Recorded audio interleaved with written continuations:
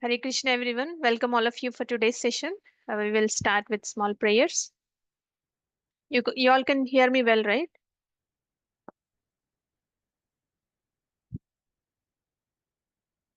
Can someone confirm if you can hear me well?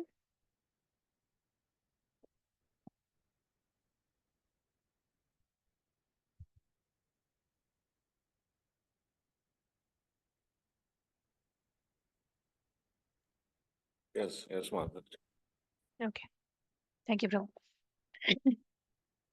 ॐ अज्ञानतिमिरन्धस्य ज्ञानाञ्जनशलाकया चक्षुरुन्मिलितं येन तस्मै श्रीगुरवे नमः श्रीचैतन्यमनोभीष्टं स्थापितं येन भूतले स्वयं रूपः कदा मह्यं ददाति स्वपदान्तिकं वन्देऽहं श्रीगुरो श्रीयुतपदकमलं श्रीगुरून् वैष्णवांश्च श्रीरूपं साग्रजातां सहगण रघुनाथान्वितं तं सजीवं साद्वैतं सावधूतं परिजनसहितं कृष्णचैतन्यदेवं श्रीराधा कृष्णपादान् सहगणललिता श्रीविशाखान्वितांश्च हे कृष्णकरुणा सिन्धो दीनबन्धो जगत्पते गोपीश गोपिका कान्ता राधाकान्ता नमोऽस्तु ते तप्तकाञ्चन गौराङ्गी राधे वृन्दावनेश्वरी वृषभानुसुते देवी प्रणमामि हरिप्रिये वाञ्छाकल्पतरुभ्यश्च कृपासिन्धुभ्यैव च पतितानां पावनेभ्यो वैष्णवेभ्यो नमो नमः नमो विष्णुपादाय कृष्णप्रेष्ठाय भूतले श्रीमते भक्तिवेदान्त स्वामिनिति नामिने नमस्ते सारस्वते देवे गौरवाणी प्रचारिणे निर्विशेष शून्यवादी पाश्चात्यदेशतारिणे जय श्री कृष्ण चैतन्य प्रभु नित्यानंद श्री अद्वैत गदाधर श्रीवासादि गौरभक्तवृंद हरे कृष्ण कृष्ण कृष्ण हरे हरे हरे राम राम राम हरे हरे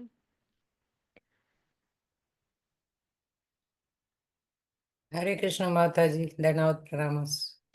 हरे कृष्ण माता जी धन्यवाद प्रणाम. So we will start the 12th chapter today. Anyone would like to recap the 11th chapter? Just quick recap.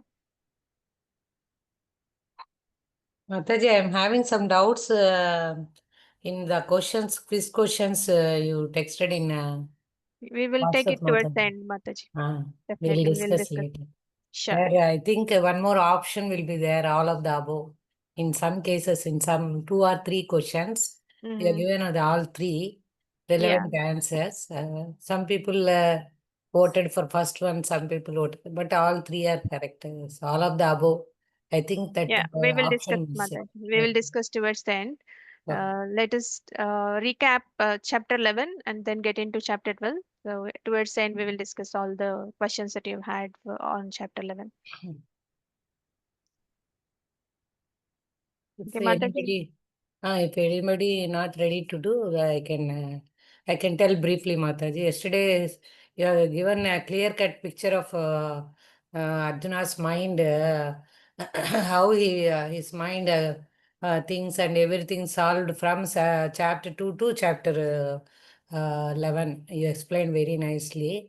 And the acronym for this 11th chapter is request by Arjuna in first sloka to fourth sloka, and universal form. He is requesting to show the universal form of Supreme Lord Sri Krishna that has been given in sloka 5 to 34.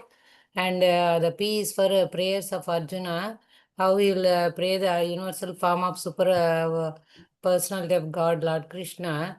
And finally requested to come back to the armed form after getting more knowledge from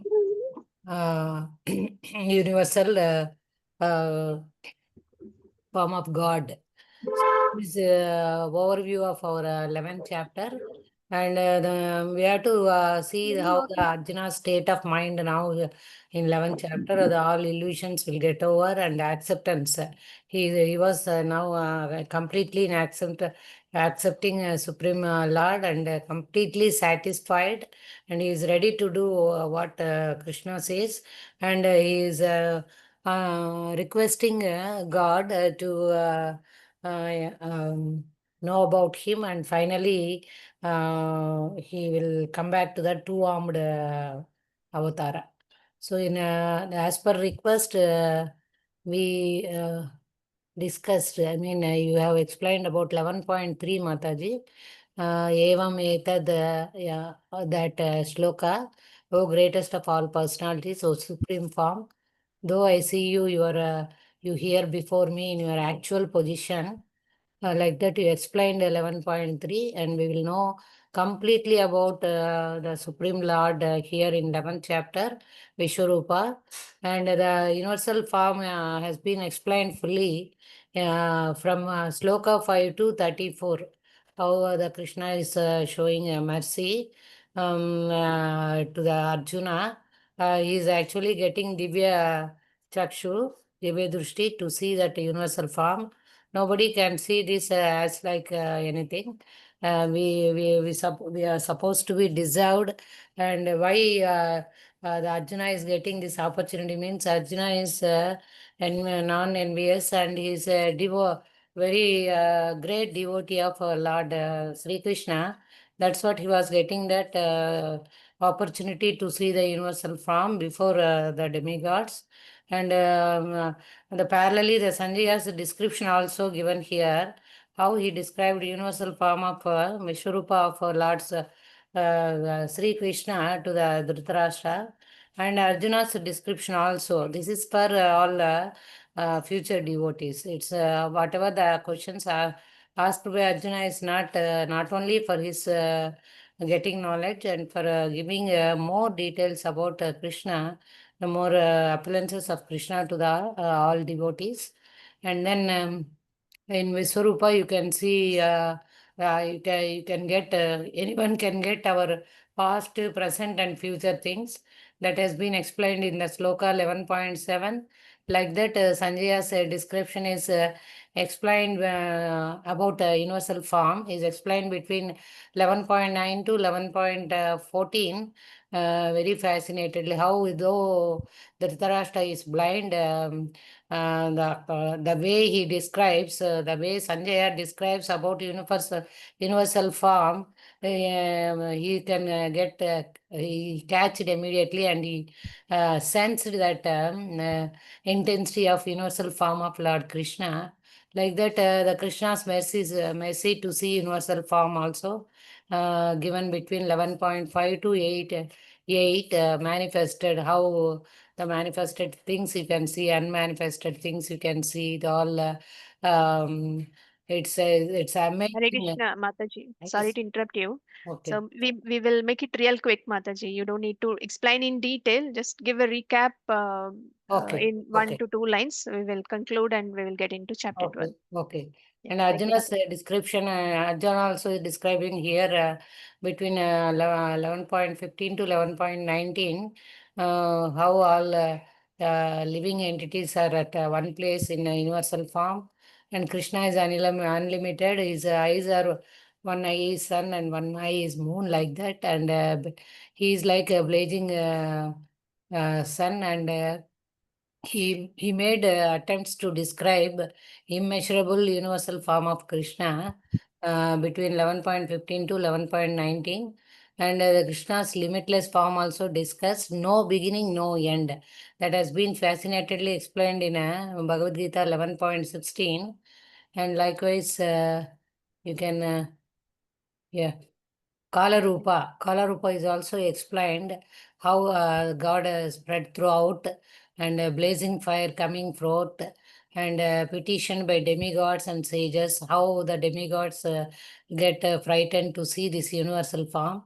All those things are explained in a sloka between 19 to 31. And finally, Krishna's instructions. See, who are you, and what is your mission? That is Arjuna's question. For the answer given by the Krishna is time I am. So because you are, I am time I am using you as an instrument. Already these soldiers, everybody in Kurukshetra already killed by me. I am just using you as an instrument to complete this task, and you are becoming my instrument.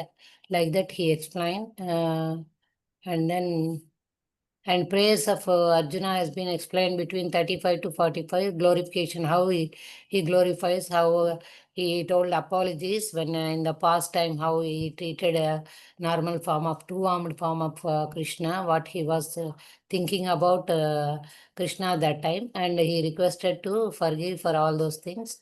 That request is explained in 45 to 46. And armored form also given here, human-like form, two-handed form. And most beautiful form is the Saumya Vapuha form of two-handed Krishna with a flute. And it is and next Arjuna's honest apology also discussed, Mataji. And finally, Okay, the Mataji. beauty of bhakti, seeing Krishna as he is. That is given in 11.51 and 11.54. Thank you, Thank you, Mataji. Mataji. So I am unable to prepare just whatever is. No problem, Mataji. We don't need to go in detail. Probably we'll just Oh, get yes, yes, just to Mataji. recollect what we have discussed. You Mm. mentioned Rupa. Arjuna requested to show universal form, and Krishna have shown the universal form, and Arjuna is overwhelmed. Initially, he was feeling majestic, and then ultimately overwhelmed with by seeing Kalarupa. And he prays. Arjuna offers prayers, obeisances, and he also requests Krishna to come back to two-armed form, two-armed Shamsundara form. And now today we will discuss about chapter 12, the Bhakti Yoga. And here we will remember it as acronym called God. G for Godhead, O for options, and D for devotees' dispositions. And this is a smallest chapter. It contains only 20 shlokas. And yesterday we discussed about 50 plus shlokas in universal form. But here this chapter is having very less number of shlokas, but it is very in depth. The philosophy is in depth, and bhakti is also discussed in detail. So overview is Godhead is described from 12.1 to 12.7, options discussed from 12.8 to 12.12, and devotees disposition described from 12.13 to 12.20. So let's get into what Arjuna is asking. So initially it starts with a question. Arjuna had a question after Krishna has come into a two-handed Shamsundara form. Arjuna had a question to Krishna. So Arjuna is asking, so Krishna, is it good to worship you as a person, or is it good to worship you as an energy, spiritual energy, or a two-handed person as Krishna? So that was Arjuna's question, and it starts with that question, and it goes to towards the explanation of Krishna, and towards the explanation of types of bhakti, and ultimately Krishna explains about the devotee's disposition. What are the qualities of a devotee? So we'll get here. We'll start with this 12.5. क्लेशोऽधिकतरस्तेषाम् अव्यक्तासक्तचेतसाम् अव्यक्ता हि गतिर्दुःखम् देहवद्भिरवाप्यते. So Krishna is saying, for those whose minds are attached to the unmanifested impersonal feature of the Supreme, advancement is very troublesome. To make progress in that discipline is always difficult for those who are embodied. So this is from 12.5 shloka. So Krishna is saying um, impersonal feature is very difficult to worship. For those whose minds are attached to impersonal feature, progress is very troublesome. That means it is very tough for embodied beings like us. So that is Krishna's simple answer. So trying to worship my personal form is like climbing my impersonal form, the Brahma Jyoti, the spiritual effulgence that comes from Krishna's body. That is the impersonal form of Krishna. And Krishna says it is, if you try to worship my impersonal form, it is like climbing a Mount Everest without oxygen. So that is what he's mentioning. It's super difficult, and especially for us living in this physical body, and we have full of emotions, and we are also having a lot of distractions, and we also have distractions of gadgets that never stops buzzing in terms of WhatsApp messages, Insta messages, or phone calls, etc. So in this age of Kali, with all these distractions, with all these emotions, and it is very difficult for us to progress forward by worshipping impersonal form of Krishna. Krishna is a person, and he has form, qualities, and pastimes, and they are much more relatable for us, and they are very lovable also. Worshipping his impersonal aspect, like some abstract energy or light, is dry, and it is also difficult because there is no reciprocation, right? No smile, no flute, no sweet pastimes of Krishna, and no Bhagavad Gita, no Bhagavatam. So it is very, very difficult. So trying to love someone you have never seen, never spoken to, and who never talks back, that is impersonal worship. And now think of Krishna smiling and playing his flute, stealing butter pastimes, and lifting Govardhan Hill pastimes. You just can fall in love with Krishna, right? That's the personal devotion. And Krishna says it's much easier and much more joyful. And if you look at the picture on the right side of this slide, that person in the image is struggling with a heavy rock labeled five senses. It represents how tough it is to meditate on the formless Brahman, formless Brahma Jyoti, while our mind is attached to feelings, right? Seeing, hearing, touching, etc. And Krishna's personal form engages all these senses in devotional service, like singing, dancing, hearing kirtan, and tasting prasadam, etc. Right? That's easier, more easier for us instead of meditating in the void. So Krishna wants us to come close to him, not just merge into him in his impersonal feature. So personal devotion, which is also known as bhakti, is not only easier, but it is also sweet, and it is full of divine relationships. So that is something that we can learn from this slide. The rock of impersonalism alone, it is difficult for us. Otherwise, if you do bhakti, Krishna lifts us, like he lifted the Govardhan hill. So we will also see the comparisons of bhakti yoga and other processes of yoga in reaching Krishna. So in other processes of yoga, other yogas, controlling the senses is very difficult.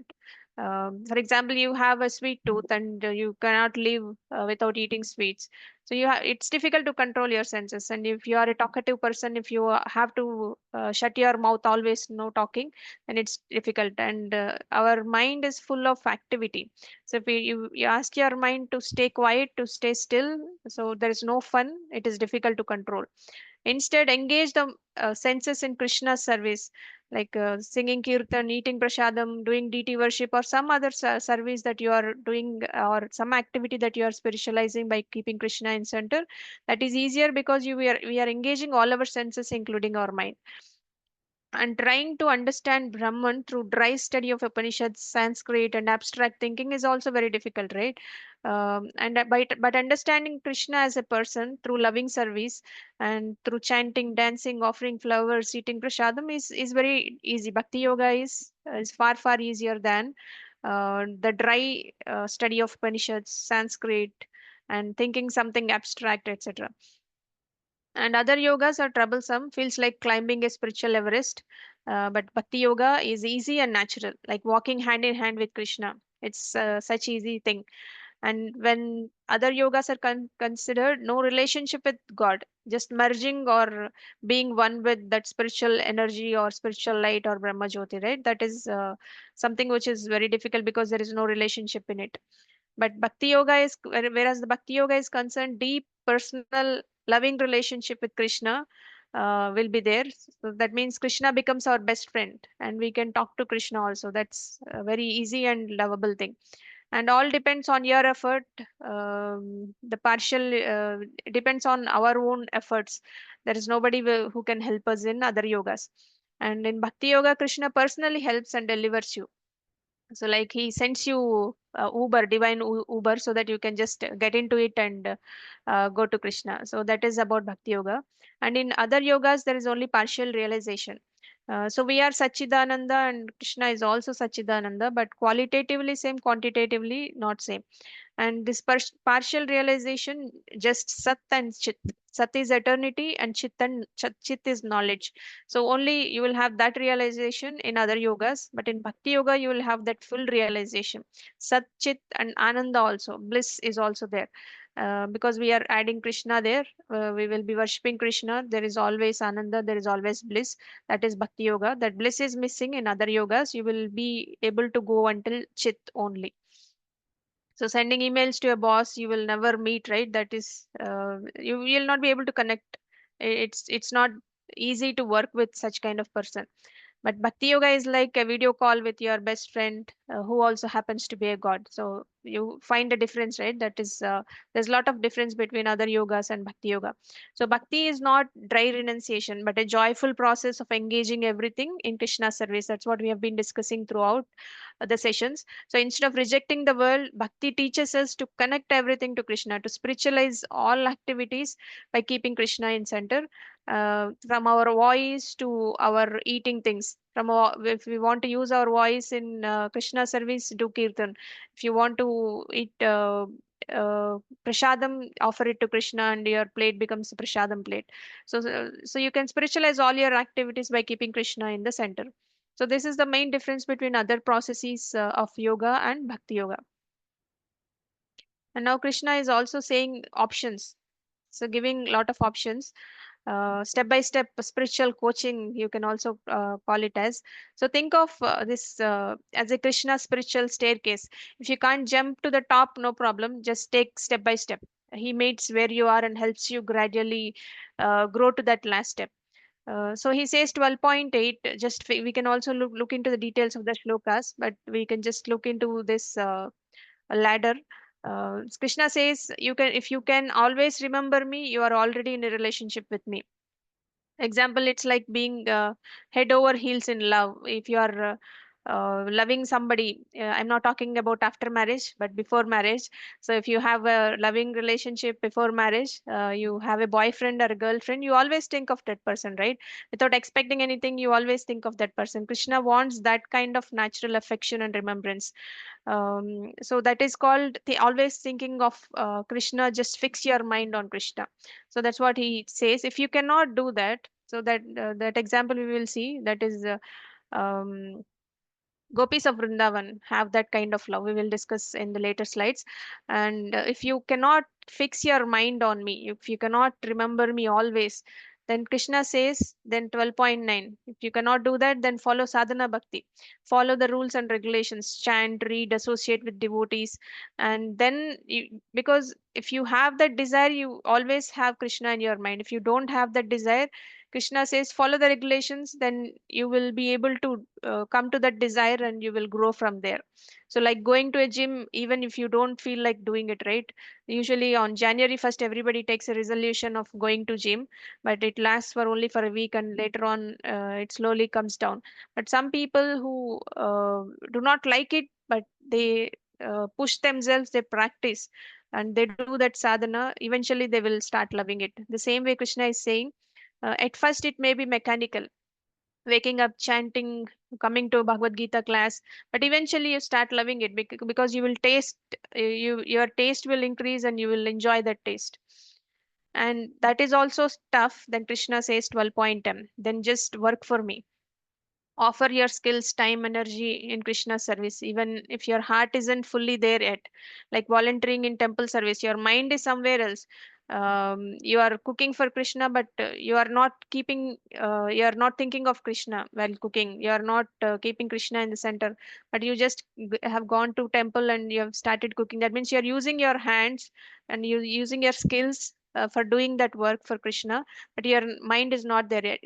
Your mind is somewhere else. You might be thinking of your boyfriend, girlfriend, or your family, family or your children, or you were thinking of some movie that you have recently seen, or you're thinking of or humming a song that you have seen from some favorite movie, etc., right? Your mind is roaming around, but you are doing that work. So Krishna says, even if your mind is not there, if you're not doing sadhana, at least work for Krishna. Start somewhere is what Krishna says. And even you cannot do that, there is fourth way. Try being detached, peaceful, and thoughtful. That means even if you are not able to do work, whatever work you do, you offer the results to Krishna. That is the last thing Krishna offers. And that is nothing but better than mechanical practice is knowledge. Better than knowledge is meditation, and better than meditation is renunciation of fruits of action. And by such renunciation, one can attain peace of mind, is what Krishna says. So he says that that is a step-by-step breakdown of Krishna's bhakti ladder. This is there is a progressive way to become closer to Krishna, and he says these are the steps. And the first step is abhyasa, practice. This means regularly trying to remember Krishna, like chanting, reading, or attending classes, etc. Maybe you can set an alarm to chant your 16 rounds every morning, or start with one round. It takes only 5 to 10 minutes, and you may not be focused yet, but you keep practicing, like training a puppy to sit still, right? The same way we also train our mind on abhyasa. And then Krishna says knowledge is better than dry mechanical practice. This means understanding who Krishna is from the scriptures, who we are, and what is the connection, relationship between Krishna and the Jiva, and why we are doing bhakti, etc. So you don't just chant because someone told you to do. You learn Bhagavad Gita, you have a Shastric reference, and you believe in Shastra, Guru, Sadhu, etc. And you hear lectures and understand Krishna as the Supreme Personality of Godhead. So this makes your bhakti deeper and more conscious. And next thing is dhyanam, meditation. Better than just knowledge is meditating on Krishna, not just knowing about him, but actually thinking of him with love. So while doing your regular chores, you softly sing Krishna's names or think about his childhood pastimes, and your heart starts connecting with Krishna, not just your head, right? So that way you will meditate. And if you are not able to do that, you just give up the results. Karma phala tyaga. The Krishna says the best is to work for him, but give up attachment to the results is the next thing. So you cook prasadam like we discussed, give a Gita class or organize a Sunday program, but you don't care if people praise you, criticize you. You forget about the result. You give up that result to Krishna. You offer it to Krishna with love. Krishna, this is for you. Then this brings the greatest peace. So bhakti is not about dry rituals or theoretical knowledge. It is about offering everything to Krishna with devotion. So when we give up what is in it for me, that mood, then you start doing things just to please Krishna. We experience the real freedom and peace. So this shows anyone from any stage can begin the journey and climb higher with sincerity. So start wherever you are, just begin with some practice, and as you grow in knowledge, love and renunciation, Krishna will bring you peace, and he will help you climb towards him. So take one step toward Krishna, he takes 10 steps forward you. And this part of Gita shows Krishna's compassion and flexibility. No pressure. If you're not able to do that, do this. Even that is not possible for you, do the second next thing. Even that is not possible for you, do the next thing. He's giving a lot of options for us, right? So that way he's giving these are the very important shlokas 12.8 to 12.10. So we will see what in detail. We have just touched upon using that ladder in the previous slide, and now we will just look into in detail each and every shloka. This shloka talks about perfect devotional service.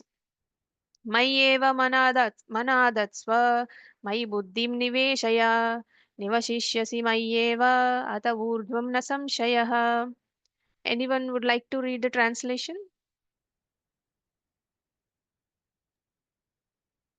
Just fix your mind upon me, the Supreme Personality of Godhead, and engage all your intelligence in me. Thus, you will live in me always, without a doubt. 12.8. धन्यवाद माताजी. Thank you, Mataji. So Krishna is saying, Mayeva mana adhatsva. That means just fix your mind upon me. Mai buddhim niveshaya, and engage all your intelligence in me. Buddhi means intelligence. Nivashishyasi mayeva. That means, thus you will live in me always. Then you will live in me always, is what Krishna says. And that too without a doubt. Atha urdhvam nasamshayaha. That means without a doubt. So now there are two types of bhakti Krishna is talking about here. Smaranatmika bhakti, mananatmika bhakti. Smaranatmika bhakti is use your mind to remember Krishna. Mananatmika bhakti is using intelligence to understand Krishna through scriptural injunctions. So examples of Krishna to remember in the level of mind is Smaranatmika bhakti. So with our mind, with our emotions, we are trying to connect with Krishna, and um, the chanting is also done predominantly with the mind, right? And whatever you are doing with your mind, you will be able to remember Krishna. So that is Smaranatmika bhakti. That means when somebody offers Krishna food, Krishna directly accepts these eatables, and the devotee becomes Krishnaized by eating the remnants. That means he is thinking of Krishna while eating, or while cooking, while offering prasadam, while offering naivedyam, and while eating the remnants of the prasadam also. Mataji, And Mataji, Smaranatmika means using mind, you can have this. And Mananatmika means using heart. intelligence. Uh, Intelligence, Mataji. Using intelligence to understand Krishna through scriptural injunctions. So when you are reading Bhagavad Gita, you will have more knowledge about Krishna, right? That means you are using your intelligence to understand the scriptures. that is Mananatmika. Mananatmika Mm. bhakti. So Smaranatmika bhakti examples are offering food to Krishna and eating the remnants as prasadam, and also chanting, because we always chant with our mind the Hare Krishna Maha Mantra. And that means when we are chanting Krishna, Hare means Krishna, Radharani, and Krishna is all attractive. Both of them come and dance on your tongue. That is also coming as Smaranatmika bhakti. And if you cannot do that, Krishna says, engage your intelligence, Mananatmika buddhi. That means the highest level is use your mind, have that emotions for Krishna. And if you cannot do that, use your intelligence, which is Mananatmika bhakti. Try to connect Krishna with our intelligence means studying scriptures, Okay. intellectually understanding that Krishna is the supreme God, and Krishna is the supreme enjoyer, supreme proprietor. So you have the intellectual conviction that Krishna is God. So we need to understand there is a slight variation in combining both mind and intelligence together. For example, somebody who has an intellectual conviction that Krishna is God may not have emotional connection with Krishna. He's Mm. convinced Krishna is Mm. great, he's God, he's the creator, source of everything, etc., because he has read the scriptures, he understood, and he's convinced also. And he also tells everyone about Krishna, but unable to connect with Krishna through emotions. Because of lack of that emotional connection with Krishna, bhakti Mm. sometimes becomes dry. So we should not just cultivate knowledge about Krishna, we should also try to cultivate emotions for Krishna. That is important. So our reading of scriptures to be followed by our attempt to love Krishna. Ultimately, all our knowledge convert into love for Krishna. Otherwise, what is the purpose of knowing so much about Krishna? There is no point, right? To love Krishna only, you have lot of knowledge about Krishna. You may develop emotions for Krishna, but without having sufficient philosophical understanding of Krishna, emotions may not directly develop. Mm. So, but emotions for Krishna, loving Krishna is on a higher level than just having knowledge about Krishna. So, yeah, Yes. Mananatmika Bhakti is highest than, Smaranatmika Mananatmika. Bhakti is highest than Mananatmika Bhakti. Mananatmika.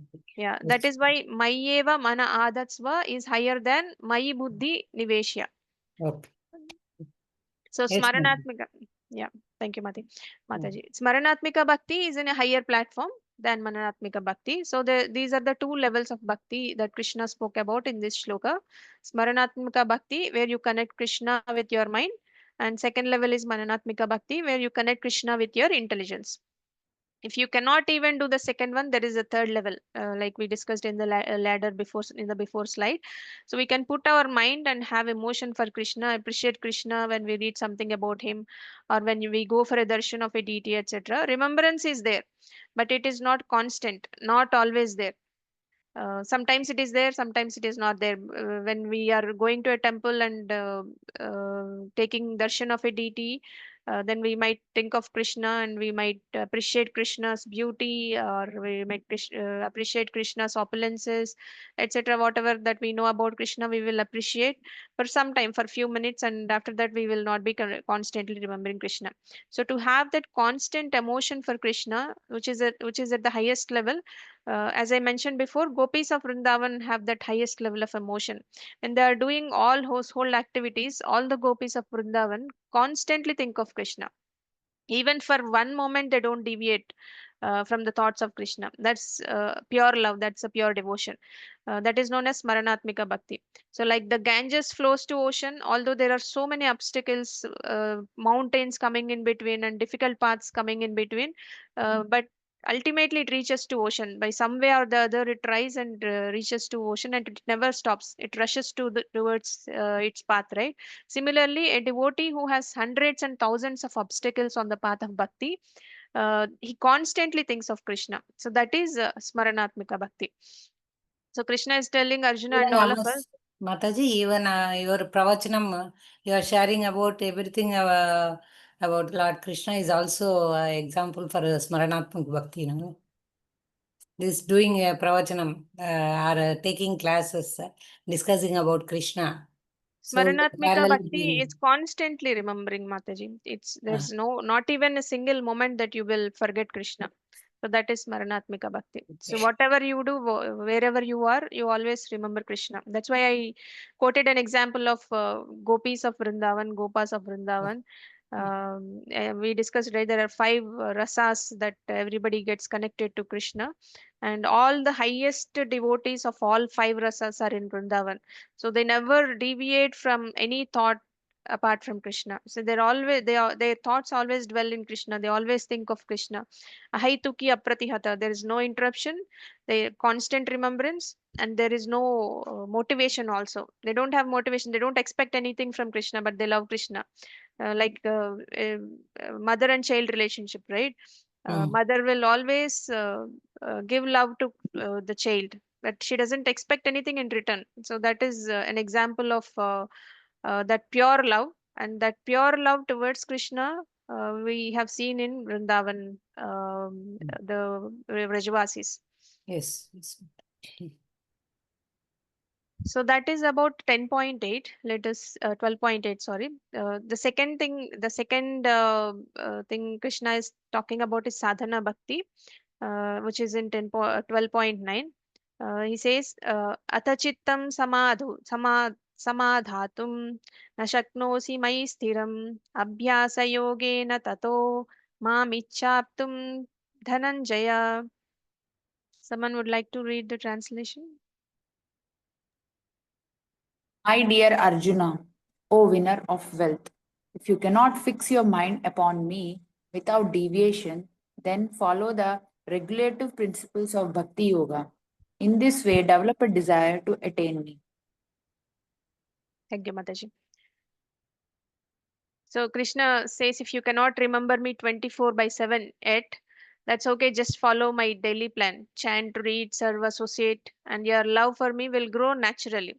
It's like Krishna is giving you a spiritual routine, right? Just like brushing your teeth, you will also do activities to purify your heart, and then eventually you will develop love for Krishna. So that is known as sadhana bhakti. So following a regulated spiritual practice, even when we don't feel like doing it. Chanting the Hare Krishna Mahamantra sincerely, we will not be able to focus. That is okay. Mind goes everywhere, right? Without visa, it goes, travels around the world. Wherever we know the places, don't know the places, it goes somewhere or the other. But you bring it back sincerely. Even your mind is not interested to remember Krishna, but you are with regulative practice, you are bringing it back again and again by chanting or attending Mangalarti or reading Bhagavatam, offering food to Krishna, reading Bhagavad-gita, or practicing Navavidha Bhakti. Nine kinds of devotional service we discussed about, right? Any one limb you can take out of nine limbs and then do the practice. Anyone remembers Navavidha Bhakti that we discussed? What is the first and foremost? Smaranam Kirtanam. Smaranam Kirtanam. Very good, Mataji. You remember two of them. Very good. But you remember this as a shloka. You remember everything. Yeah. Smaranam kirtanam Vishnu, Mhm. smaranam pada sevanam, archanam vandanam dasyam, sakyam atmanivedanam. Money. So these are the 9 limbs of bhakti. So if not every limb, you take one limb because the Shravanam is the first and foremost. You take that limb and do practice. Eventually, you will develop love for Krishna. So don't wait to be perfect to begin. So that is the problem for few of us, right? Who wants everything to be even anyway. I'm not able to. Our mind says anyway you're not able to focus. There is no use. You chant also. You don't do it. That's okay. Today your mind is not good. You're occupied with many things. Tomorrow you can start. So mind will tell you 100 things. That you should always be bringing back your mind. You can pacify your mind. Okay, it is only for 5-10 minutes. Don't worry. I'll be there. I'll take up the next thing, but this 5-10 minutes, let me try doing it. So that's how you train your mind, keep your mind Krishna conscious, and slowly you will develop love for Krishna. So the first level we have seen, you are able to fix the mind, and then you will attain me. So Krishna says, Atachittam samadhatum. That means if you cannot fix your mind, chittam means mind. If you cannot fix your mind, na shaknosi mayistiram. Nashaknosi is upon me without deviation. Then practice sadhana bhakti. Abhyasa yogena tato. He's saying practice, then practice, do practice. That means sadhana bhakti. So then what happens? Mamichaptum dhananjaya. In this way, you develop a desire to attain me because I don't have a desire now. Then you practice this, then you will at least develop the desire to attain Krishna. So first level we talked about. Second level, if you are unable to fix your mind, you practice to fix your mind on Krishna. Then you develop a desire to attain Krishna. So that means in the second stage we don't have desire, but we practice. At least that with that practice we will get the desire. That is called Abhyasa Rupa Bhakti. So there are 3 levels that we discussed: Smaranatmika Bhakti, Mananatmika Bhakti, Abhyasa Rupa Bhakti. Smaranatmika is the first and highest level, which is always remembering Krishna in everything, everywhere, every minute, every moment. And Mananatmika is using your intelligence to remember Krishna. Third level is Abhyasa Rupa Bhakti. You don't have desire, but you're trying, practicing to develop that desire. And this love of God is now in a dormant state in everyone's heart. Prabhupada always says this.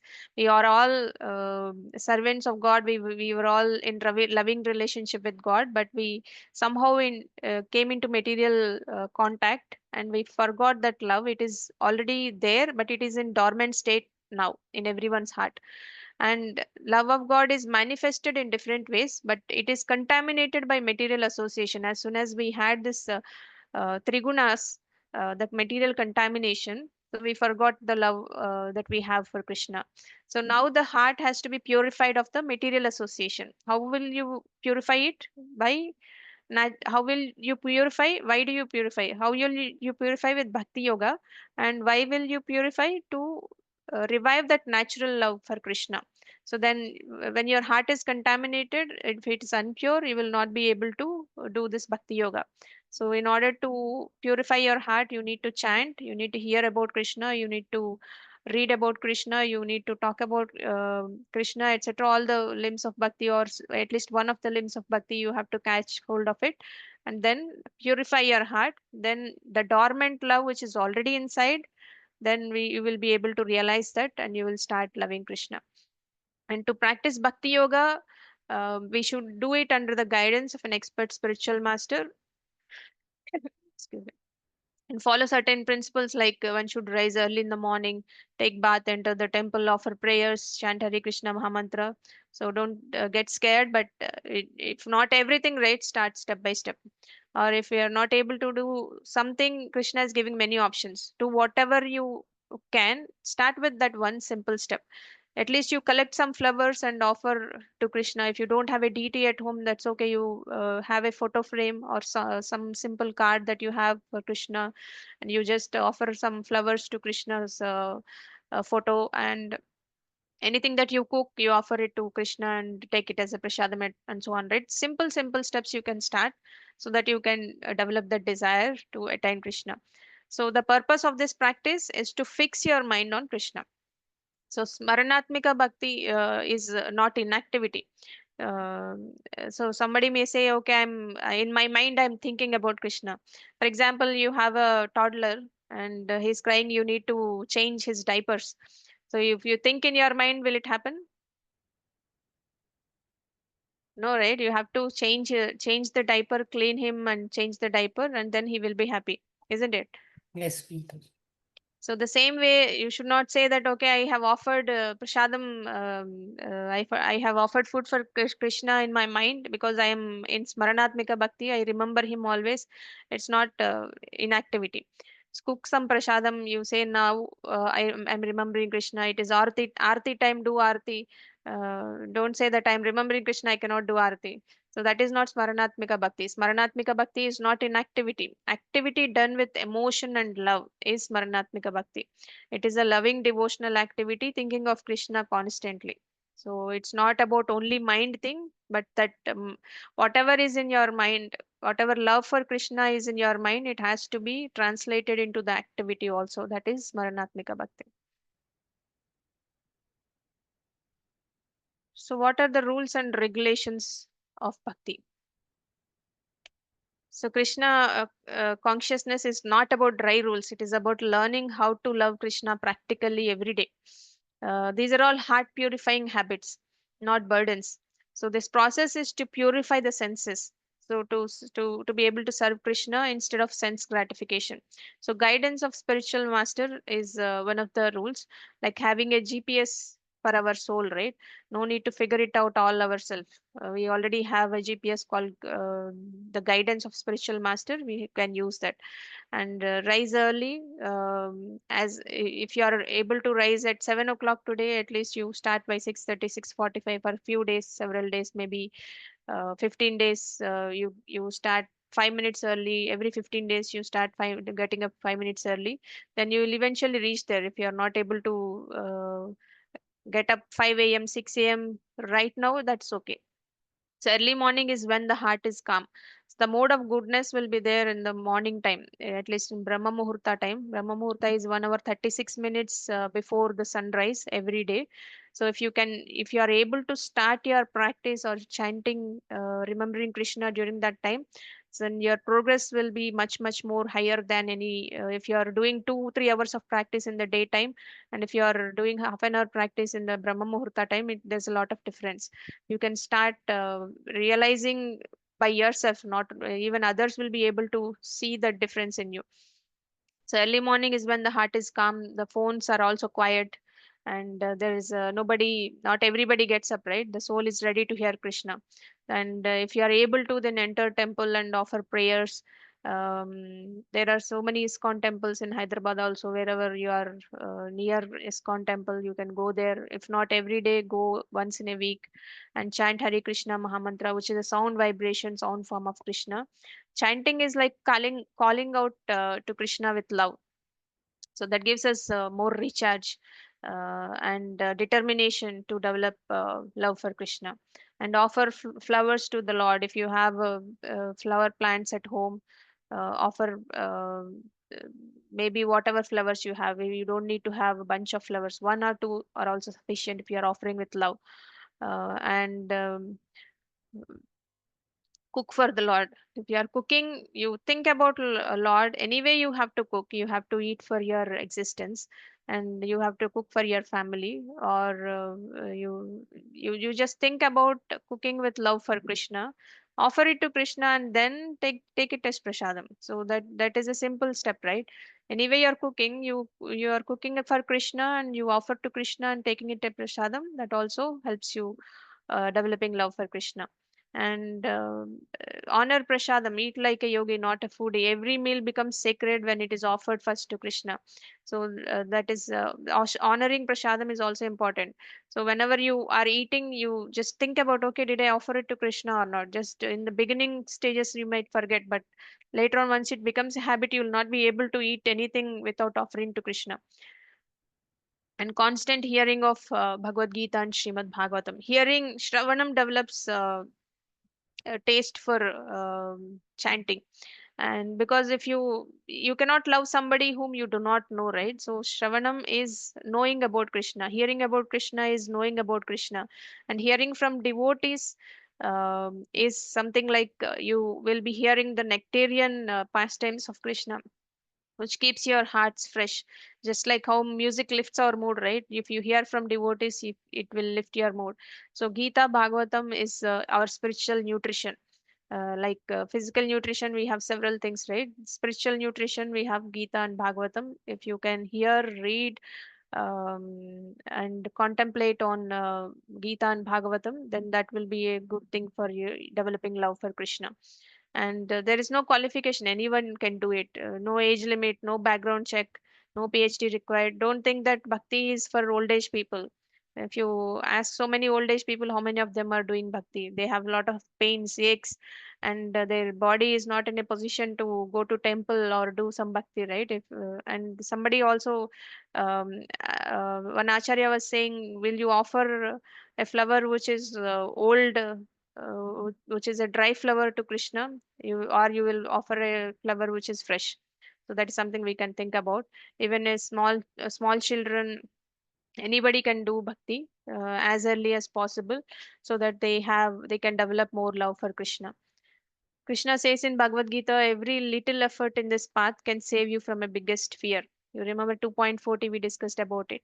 Any effort that you do on the spiritual path, it will not be wasted. You will start from where you left in the next life. So just practice it, start practicing bhakti sincerely. The result is guaranteed by Krishna. The love of Krishna will be developed, and that is the biggest treasure that we can think of.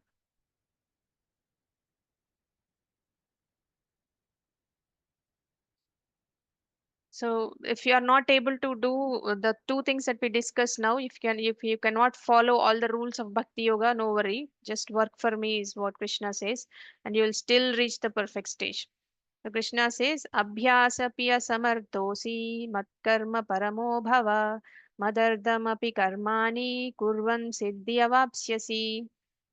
Anyone would like to read the translation?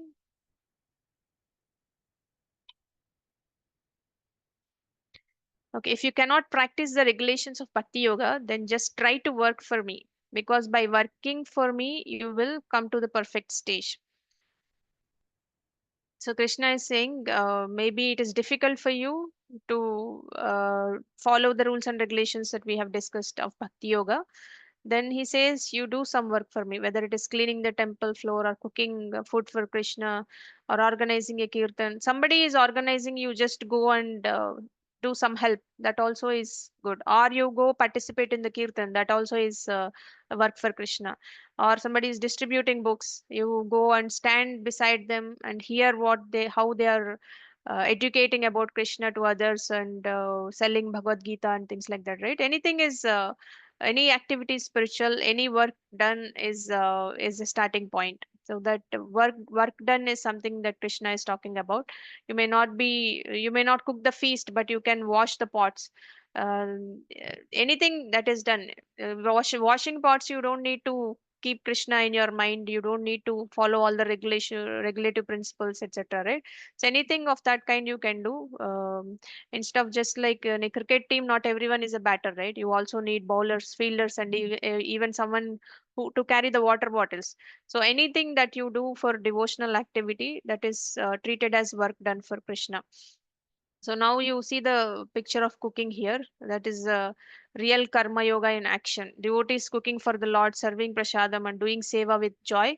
It is not just food. It is a devotional activity. The Prabhupada strongly encouraged practical devotional service. He said that even sweeping the temple or folding the devotees' dhotis could bring us closer to Krishna if done with love and dedication. So it's not about what you do, it's about for whom you do it. If you are doing it for Krishna, if you are engaging your senses in Krishna's service, offering your actions to Krishna, you will gradually reach perfection in bhakti. Even the smallest work, when offered to Krishna, becomes yoga, which is a connection, which is a connecting the soul to Krishna. So in the 10th verse, Krishna is talking about the fourth level, abhyasa. If you cannot practice the regulations of Bhakti Yoga, abhyasapi asamardhosi. If you are not able to, asamardha means not able to, abhyasa, not able to practice regulations of Bhakti Yoga, matkarma paramo bhava. Then just try to work for me. Madardam api karmani. Because by working for me, kurvan siddhim avapsyasi. You will come to the perfect stage. That's what Krishna says. Every endeavor requires, any spiritual endeavor also requires land, capital, organization, labor, etc. Right? Just as in business, one requires a place to stay, some capital to use, some labor, and some organization to expand. So the same is required in service of Krishna also. The only difference is that in materialism, one works for sense gratification. The same work, however, can be done for the satisfaction of Krishna. That is spiritual activity. The fourth level of is work for Krishna. There is no pure love for Krishna. You may not have love for Krishna, but working for Krishna will attain you that perfection in on some day. Any civil work, electrical work, plumbing work, to build a temple, anything you can be done based upon your skills, based upon your interest. You can go serve for 10 minutes in a temple or anything. Krishna says mechanical devotional service is better than spontaneous sense gratification. So if you are not interested, your mind is not interested in doing it, but do it mechanically. So mechanical devotional service is also better than spontaneous sense gratification. So all the times an average conditioned soul is spontaneously attracted to sense gratification, right? So all of us do sense gratification. Bhakti is not so natural for us. So Krishna says, okay, I understand Bhakti is not natural for you. At least mechanically do some service, which is better than sense gratification. So even if your mind is not with me, at least work for me. Your mind may be thinking about a wife, husband, or some movie star, or recently watched movie. At least use your hands to work for Krishna. Slowly, maybe sometimes you will be able to remember Krishna, and gradually we will be able to develop love for Krishna.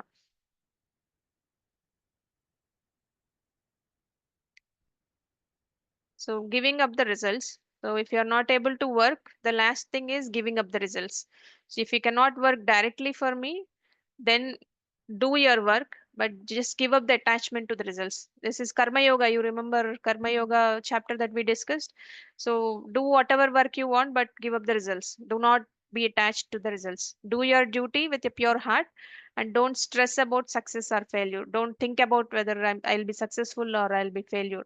So that is what Krishna says. Ataita dapi asaktosi. If, however, you are unable to kartum madayogam ashritaha, work in this consciousness of me. So whatever stages that he has mentioned, if you are not able to work in that consciousness of Krishna also, then he says sarva karma phalatyagam, then try to act giving up all results of your work.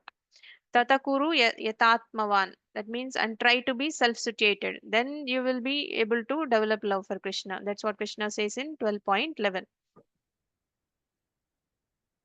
So we are in the last section of this chapter where Krishna talks about devotee's disposition, the qualities that endear one to Krishna. So Krishna says, okay, Arjuna, if you can't offer me your work right now, just let go of the fruits, be detached, work sincerely. And then he's talking about who will be that sincere souls. So, what kind of person Krishna really like? Is it someone who can chant 64 rounds a day or someone who fasts more than they eat? Krishna is not impressed by just external show. That's what Krishna says. He's touched by the disposition, the inner qualities of a devotee. So, let us go through the checklist of qualities that make that make us dear to Krishna. You don't have to be a perfect yogi meditating in the Himalayas. The attitude towards oneself is being humble, not thinking I am the boss of bhakti. Devotee sees himself as servant of Krishna, not the center of the universe. That is something that we need to remember. If someone forgets your birthday, instead of feeling bad about it, usually devotee says, "No worries, Krishna always remembers me." Um, so that way, you should be very humble. So, dealing with other living entities, devotees are very compassionate and non-envious, and treat everyone with respect. So when someone cuts us in traffic, instead of honking like we are in a war zone, a devotee thinks maybe they are rushing to a Bhagavatam class, or they have something important, or somebody is in a hospital. So at least think in that way. So even if not, at least we try to see the good. Krishna likes that mood. So dealing with other living entities, all living entities are equal to Krishna. So be compassionate and non-envious, and treat everyone with respect and reaction when things happen to them. A devotee doesn't get blown away by success or crushed by failure. They say Krishna knows what's best for me. Even if they get success, they enjoy. Even they get failure, they think that okay, Krishna has better plan for me. So they're kind of tolerates whatever comes their way. Tolerates success and tolerates failure also. They are known as titikshasva. And dealings with the Lord. Now, here is the sweet part, right? A devotee is always thinking of Krishna, chanting his names, offering bhoga, singing, and serving. So, like that, a cute baby in the picture, right? Folding hands and praying. It's not about how scholarly or grown up we are, it's about the simplicity of the heart. Even babies can understand bhakti better than adults sometimes. They fold hands and pray naturally, right? So, Krishna is not checking your bank balance or resume qualifications, etc. Is checking only the heart's disposition, and that would be the way to deal with Krishna. Be nice, be devotional, be yourself, keeping Krishna in the center. So let us see what other qualities that Krishna is talking about. The next part is attitude towards oneself. So let's be honest, the hardest person to deal with sometimes is ourselves only, right? Sometimes our mind, intelligence tells something and mind tells something, and we do not know what to take up, right? And Krishna talks about how our attitude should be as a devotees. Nirmama, free from sense of proprietorship. 12.13 Krishna talks about this. This means nothing is mine, everything belongs to Krishna. So that car you cleaned like it was your child, or the house you say is mine, actually it is not all ours. They are there only for this lifetime, and that is on only, let us say that you are in a rented home, you'll have to vacate that home as soon as the owner says you have to vacate, or he wants to give it to somebody else, right? The same way, even the house that you own, even the body that you own now, it is all on rent. So Krishna is the one who is giving us. Krishna is the proprietor. So we need to think in that way, and free from that sense of proprietorship is one of the qualities that Krishna is looking for in a devotee. And free from false ego, understands I am not the body. So false ego is that only, right?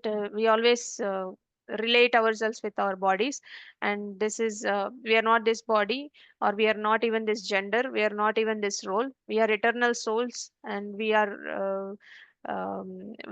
belong to spiritual world, we don't belong to the material world. If someone calls us fat or short, or tall, sometimes, right, we feel hurt. But a devotee thinks that's just the outfit I'm wearing this life. The body is just an outfit, right? We change bodies with as soon as we leave this body, we take another body. That means changing of clothes only. If somebody comments on your clothes, you don't worry about it, right? You will change it. That's that you need to think about that. It's like insulting a jacket. No need to cry over it. So devotees work on the real self. I am not this body. Why should I be worried about this body if somebody comments on my body? So it should be the attitude Krishna is talking about. And gatavyataha, free from suffering, pain free. 12.16 Krishna talks about this. So does this mean devotees do not get pain? No, they do feel pain, but they don't let it consume them. So they have inner peace. If somebody dies in a family, they don't cry forever.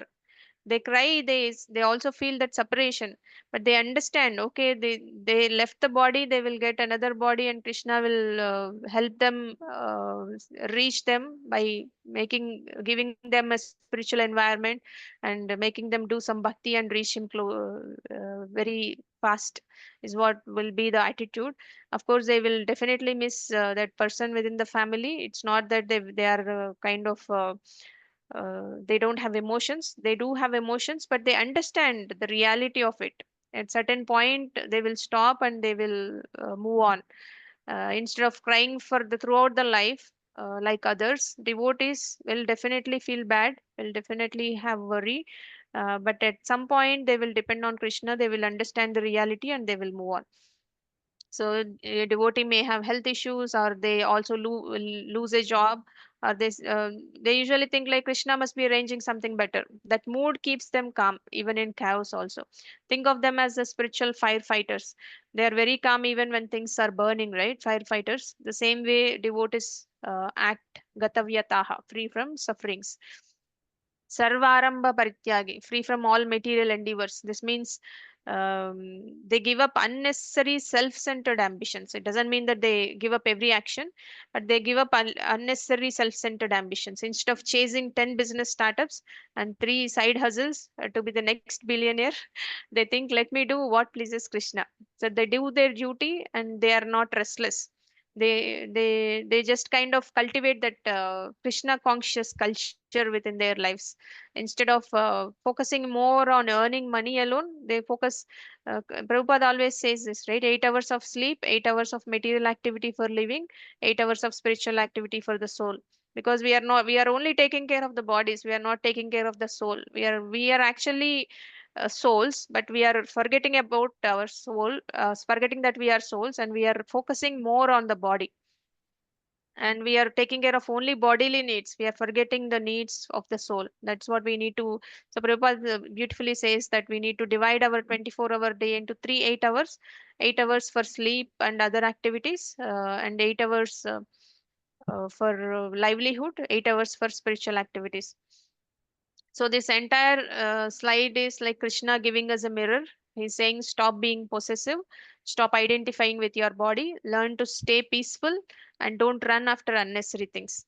So chill, be chill, and be spiritual, serve Krishna, and you will be just fine.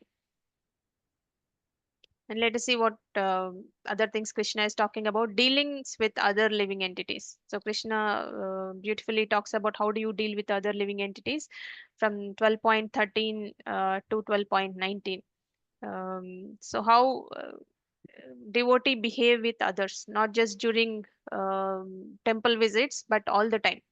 Whether it is humans, animals, or even mosquitoes, who thinks that your arm is his buffet, right? So even for them, you should be non-envious.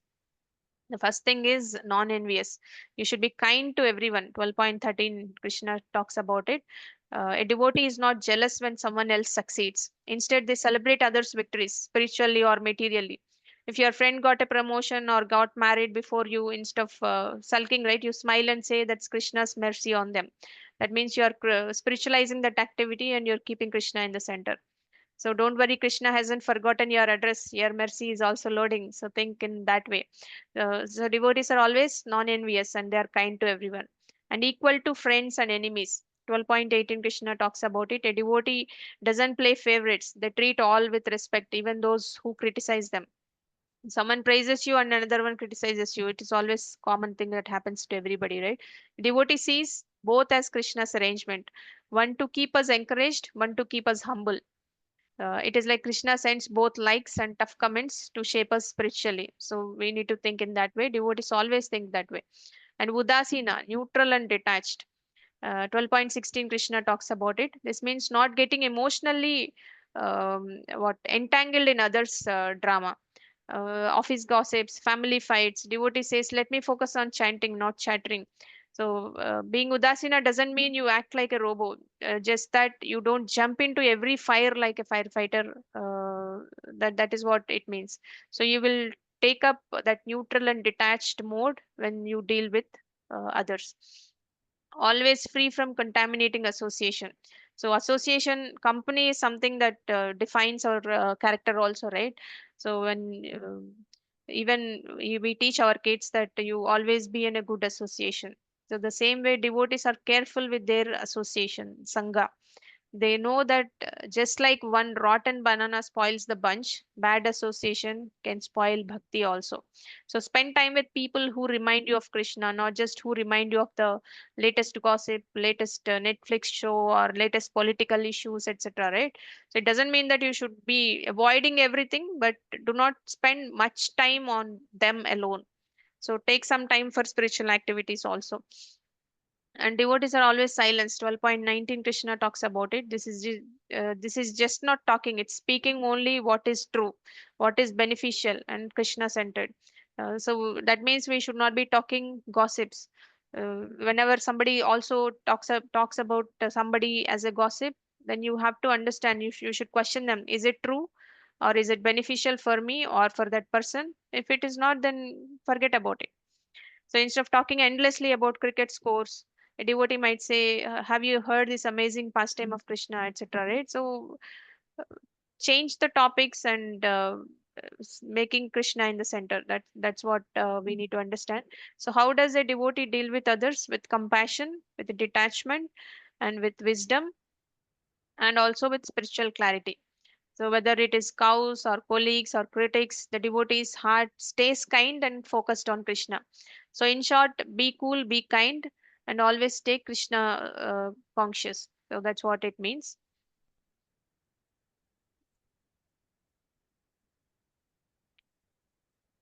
So Krishna now gives us a bhakti emotional kit, intelligence emotional kit.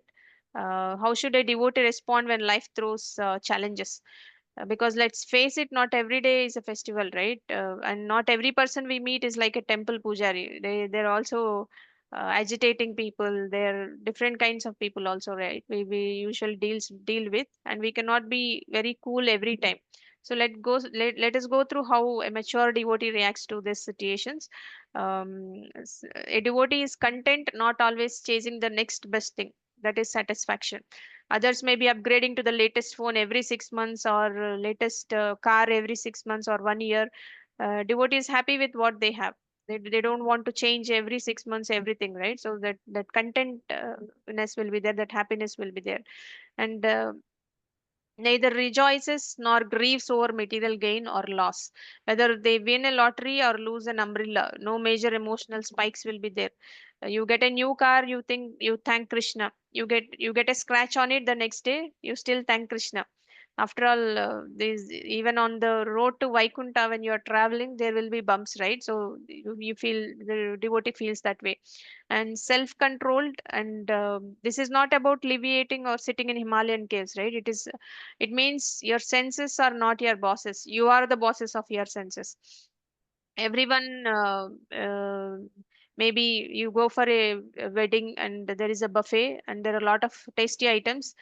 You will not go for a third round.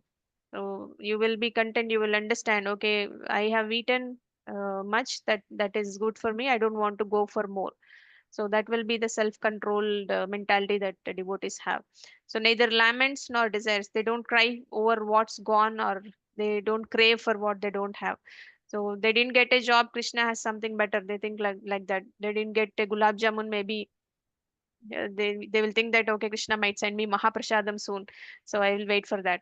So they will not lament, they will not desire. And tolerant and transcendental, life is full of all mixed of all things, right? Good, bad, confusions, everything. And the devotee will walk through all of them in a calm pace, in a calm manner. Someone insults a devotee, instead of planning revenge, they will chant Krishna and make their mind calm, and they will let it go. And equipoised in happiness and distress, and in dualities also. Whether it is summer or winter, praise or criticism, high or low, a devotee stays steady. Someone says you sing beautifully, and the next says please stop singing. Either way, you think, let Krishna enjoy however he wants. So you will keep Krishna in the center. Anapeksha, neutral. Devotees don't expect anything in return. No strings attached to bhakti. You help someone and they don't even say thank you. A devotee still smiles and says, I did it for Krishna, not for somebody, uh, not for that person to like me. So anapeksha, they will be neutral, they'll not expect anything. Does not care for any residence. A devotee is not attached to where they stay, as long as it helps bhakti. So they are okay with the palace, or they're okay with dharmashala, as long as they are able to do bhakti. They feel like it is a great place. And Suchi and Daksha, pure and expert. So devotees are always clean. Cleanliness is next to godliness, right? That we've been hearing since childhood. And in body, cleanliness is not only externally, internally also. In body, in mind, and also habits. And they are efficient. They are not lazy also. You keep your altar clean, wake up early, and manage office, and also do japa and do service, and take care of kids, take care of family, everything. So that is multitasking everything and keeping everything efficient and also keeping everything clean. So Krishna is saying life happens, but your reaction determines your devotion. So devotee doesn't overreact or underreact or get distracted. They just act with faith, calmness, and Krishna is in the heart. So let's move on. Dealings with the Lord. Sorry, I think we are running late. Sorry about that. There are only two more slides. We will close it soon. And how a devotee deal with God. So now we have seen how a devotee deal with other living entities, and now we will see devotee how he deals with the Lord. And 12.13 to 20, uh, Krishna is talking about a devotee, how does he deals with the Lord. He is very determined. A devotee doesn't do bhakti only when it is convenient. They keep going even when they're sleepy, when they are busy, when their mobile is on 5% and there is an Instagram message, and still they are determined. They complete their practice, they complete their bhakti with determination. So it's not like bhakti on weekends only, it is full time that they will do. Every day they have some time for bhakti. Mind and intelligence fixed entirely on the Supreme Lord. That is what Arjuna had in Gita 10.9 to 10 also. Always thinking of Krishna, using intelligence to serve him. So you see a peacock feather and think of Krishna, and you hear a flute, think of Krishna, and you are eating butter, you think of Krishna, and you see a cow, you think of Krishna. Your whole worldview becomes Krishna colored, like spiritual tinted glasses. You taste water, you think of Krishna. Say you see the sun, you think of Krishna. You hear about Himalayas, you think of Krishna. So everything you see, you hear, you do, you think of Krishna always. That means your mind and intelligence are all fixed in Krishna. Engaged in devotional service, this means not just thinking about Krishna, but doing something for him. Cooking, cleaning, teaching, preaching, singing, or just chanting sincerely. Anything, offering your lunch to Krishna before eating, singing arti at home, helping in temple services, or you have a Bhagavad Gita verse that in WhatsApp you are forwarding it to someone, that also counts. Krishna doesn't check qualifications or the intensity of the things that you do. He checks the intentions only. And devotees are always fixed. They are not moody. A devotee is always steady. So rain or shine, likes or dislikes, success or setback, they remain focused on Krishna. Even when uh, there is a new movie that has released, devotee thinks, okay, did I finish my chanting? Did I read my Gita daily or not? Then only they will think about that. So Krishna's activities and spiritual activities comes first, and then they will think about other things later. So how should we deal with the Lord? With love, consistency, determination, intelligence, and heartfelt service. The intentions only counts, right?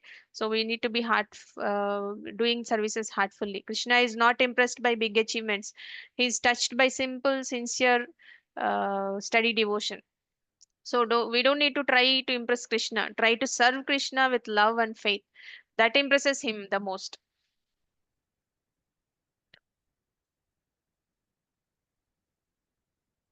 So, who will become very dear to Krishna? Those who follow this imperishable path of devotional service and who completely engage themselves with faith, making me the supreme goal, are very, very dear to me.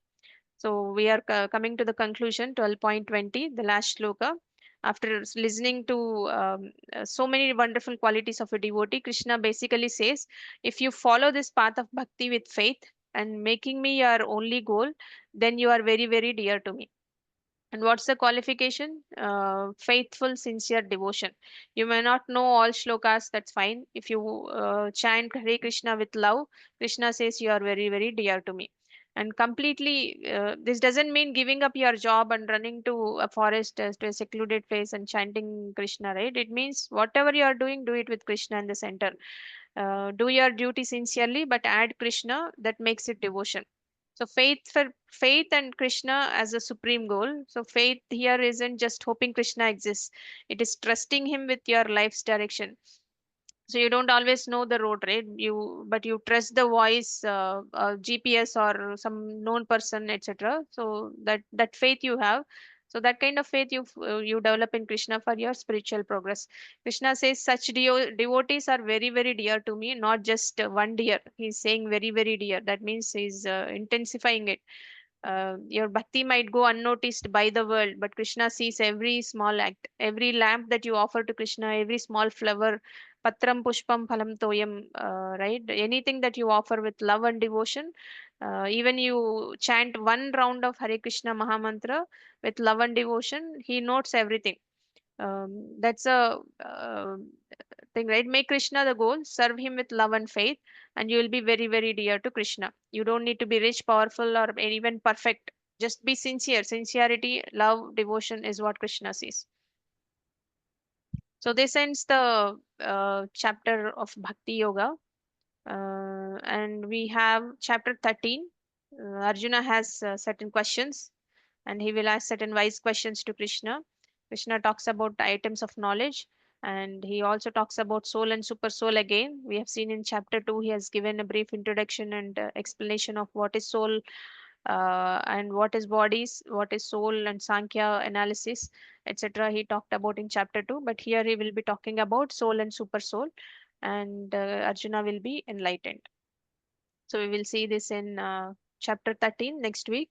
We will end this session with by chanting Hare Krishna Mahamantra one round. All of us together. Please unmute yourself.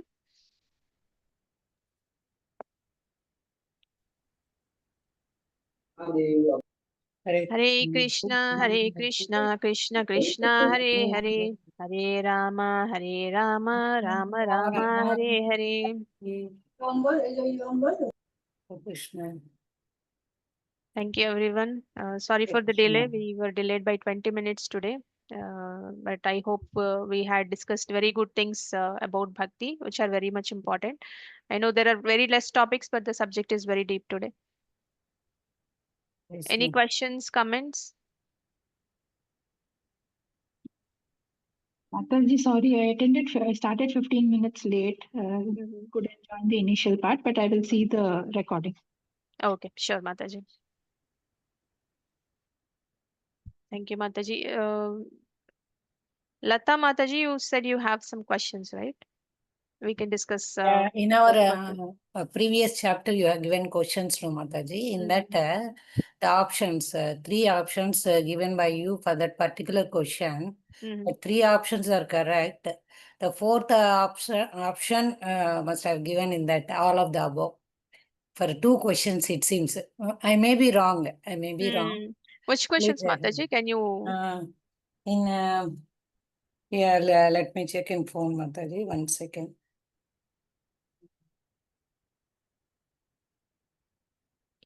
What did Arjuna say to Krishna after hearing opulence of Krishna from Krishna 11.122? I think this everybody have given right answer, all of the above. Why did Arjuna request Krishna to show his universal form to establish Krishna's divinity for all future generations? This is also correct.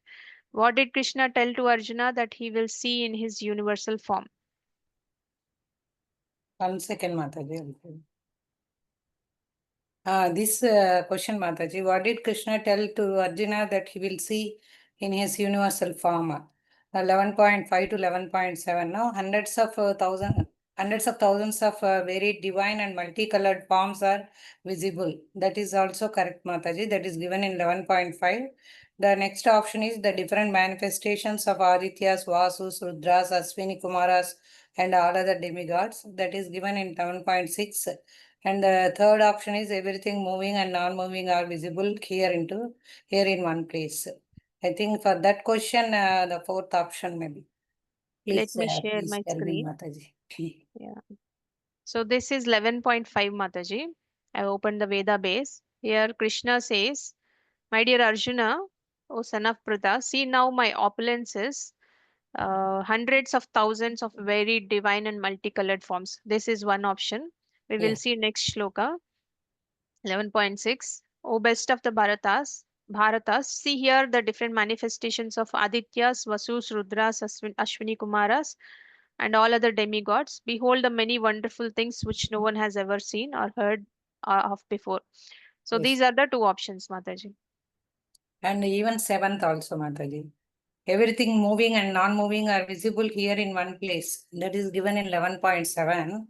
So I think for that question, all of the above are correct. So fourth option supposed to be added. Oh, yeah, you're right, Mataji. It is all of the above. Correct. Yes, it is. It is all of the above. I think I missed to add that option. You're Yeah, right. yeah, it's simple. Okay. And likewise, Any other question you have seen like that? yeah, likewise, 1 second, Mataji. All of the above. Next question, it seems. Next Okay, question. the next question. How could Sanjay explain the universal form of the Lord to Dhritarashtra? 11.12, that is correct. By the mercy of spiritual Mm. master and Vyasadeva. Vyasadeva, yeah. He In saw regard the in points. regard to Arjuna's vision of universal form, which is false. False is second option. Yeah, he couldn't see And anything but a beginning mm, and an end. mm. What are the eyes of the universal form compared to sun and the moon, right? Yes, Mataji. Yes, Yeah, Mataji. I think somebody has given lotus flowers, but that is sun and the moon. Sun and moon. Yeah. How did the universal form ask Arjuna to engage in the fight? That is also correct. All the great warriors are Option. already killed by me, so just become instrument and take fame. That is what Krishna mentioned. Arjuna is offering obeisances to the universal form. That's also correct. Unanimously have given the last option. Yeah. What caused Arjuna to seek forgiveness in his prayers? This is also correct. Everybody has given his Yeah. previous informal behavior with Krishna. What did Arjuna say to seek forgiveness from Krishna? This is also correct. All of the above, Mataji. Yeah. How can we see the universal form? By the qualification of divine vision? That's also correct. After seeing Krishna in his original form, what did Arjuna say? I am now composed in mind. Yeah, that is correct. Mm. How can we see the transcendental form of Supreme Lord? Mm. By study of Vedas, by severe penances, by charity, none of the above. None of the above. This is also correct, Mata. None of the above is I correct. think there's only one Only question. one question, Yeah, Mataji. Only yeah, one question. Yeah. 11.5 to 7. That Mhm. option. That. Yeah. That's right, Mataji. Yes, Mataji. All right. Thank you, everyone. Vancha kalpatarubhyasya kripa sindhubhyeva cha patitanam pavanebhyo vaishnavebhyo namo Namo namaha. Namaha. Anantakoti Vaishnav Vrinda ki jai, Srila Prabhupada ki jai, Srimad Bhagavadgita ki jai. Hare Krishna. Hare Krishna. Thank you, Mataji. Thank you, everyone.